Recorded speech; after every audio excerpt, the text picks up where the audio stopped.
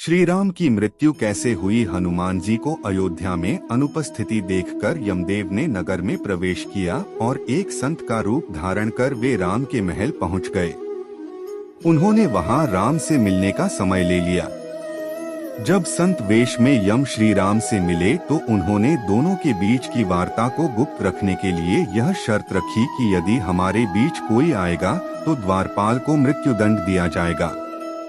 राम ने वचन दे दिया और हनुमान जी की अनुपस्थिति में लक्ष्मण को द्वारपाल बनाकर खड़ा कर दिया। तब यम ने अपने असली रूप में आकर कहा, प्रभु आपका धरती पर जीवन पूर्ण हो चुका है, अब आपको अपने लोक लौटना चाहिए।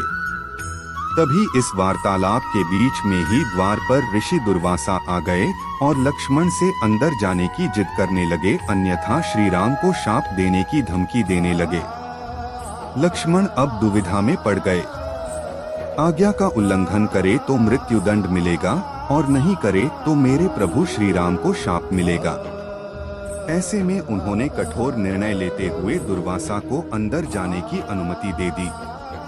वार्तालाप भंग होने के कारण अब श्री राम भी दुविधा में पड़ गए कि लक्ष्मण को मृत्युदंड देना होगा।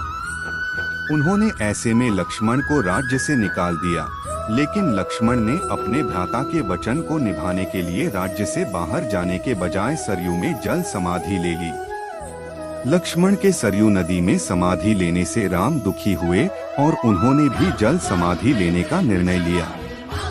सरयू नदी में जल समाधि लेने के वक्त उनके साथ हनुमान, जामवंत, सुग्रीव, भरत, शत्रुघ्न आदि सभी लोग खड़े थे। श्री राम सरयू नदी के अंदर समा गए। तब फिर कुछ देर बाद नदी के भीतर से भगवान विष्णु प्रकट हुए और उन्होंने अपने भक्तों को दर्शन दिए। इस प्रकार से राम ने अपना स्थूल रूप त्याग कर वास्तविक स्वरूप विष्णु का रूप धारण किया और वैकुंठ धाम की ओर प्रस्थान किया। धार्मिक कहानियाँ सुनने के लिए हमारे चैनल को लाइक और सब्सक्राइब जरूर करें।